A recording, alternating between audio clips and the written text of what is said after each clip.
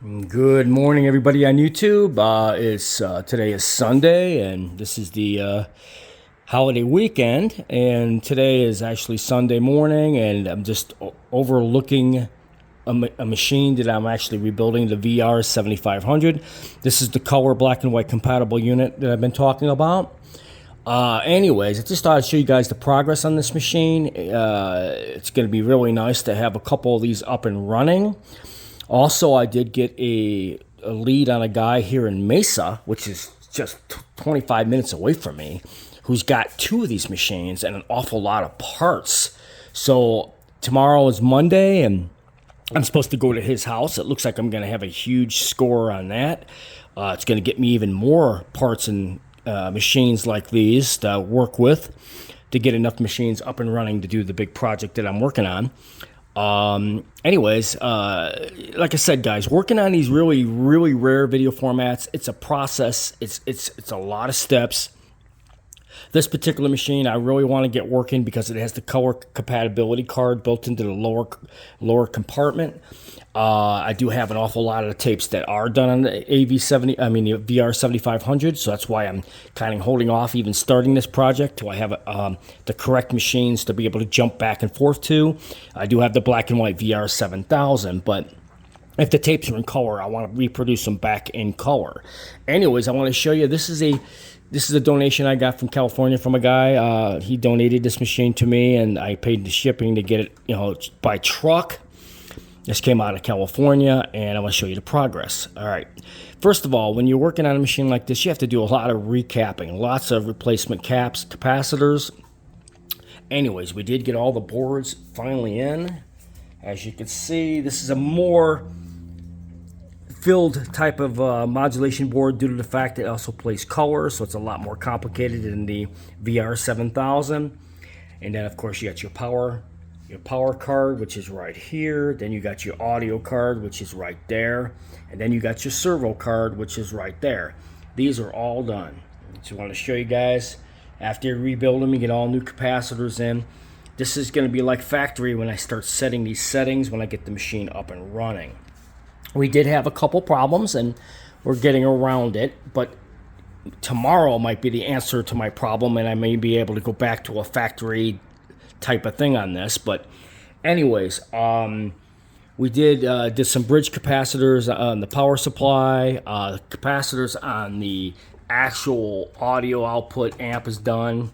We have all brand new motor run caps on these things. Okay, biggest problem was this motor. I did swap it out with a motor I had from a previous machine, but it's not really the correct motor. I had to use a IVC pulley on this motor to match up to the pulley for the scanner, and it seems to work just fine. So we might be able to get away with using this motor, but I'm supposed to see a gentleman tomorrow, and he says he has spare motors, and I might be able to grab a correct motor for this with the right spindle on the bottom, and we're just going to end up swapping it out with the factory one if he happens to actually have them. But this motor was seized up.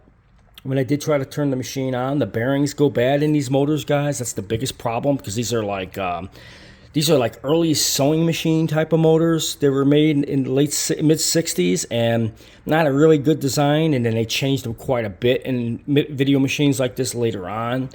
But this motor on this machine actually seized up. The bearings were completely locked. You can't really take them apart to swap out the bearings. It's kind of a really difficult situation on these motors.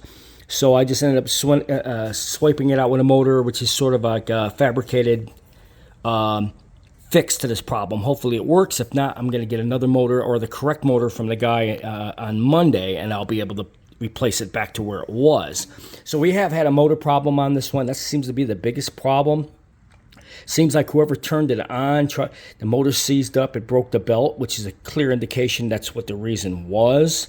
But anyways, that's one big problem. But always on these machines, this is the MDA board. It runs the servo motor, and it actually works with the speeds.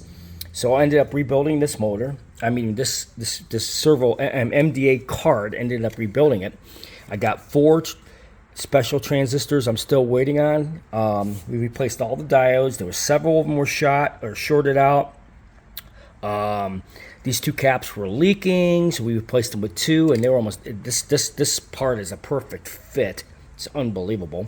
So we changed out the diodes, the caps, and we're going to put in the new transistors. And this runs this scanner motor, and we'll either try using this one or an updated factory one I'm going to get from the guy tomorrow. He's got a bunch of stuff, of parts he wants me to look at. He got two of these VR-7500s. He's got two of them he said I can get from him. Two of these. So this is going to give me a total of three VR-7500s and one VR-7000. This is going to be unbelievable. He's got belts, he says, and tires. He says stuff he hasn't opened up in years. He got everything at an auction about 15 years ago, maybe 20 years ago. Some kind of auction, some video auction. And this particular place happened to have two machines and a bunch of parts and he's held on to them. He came to my YouTube page and he said, look, dude, he says, what you do is unbelievable. I want you to visit my home. I think this stuff, you're going to want all this stuff. It's going to be a big help to you.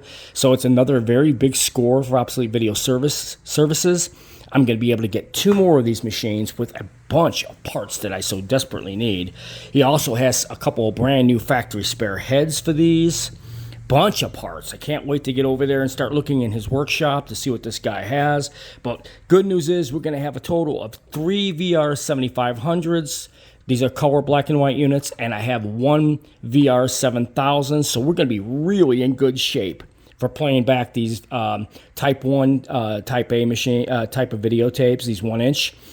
And like I said, it takes progress. Once you start and rebuild them and get it all done, you have a good working machine. So we're going to get this one up and running pretty quick now.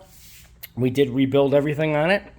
Just got to figure out this motor issue. Either use this as a substitute, or if he has another one, it's the factory one that's not seized up. I'm going to change it out and waiting on some things. I think we're going to get this thing up and running. So hope you guys enjoyed this video.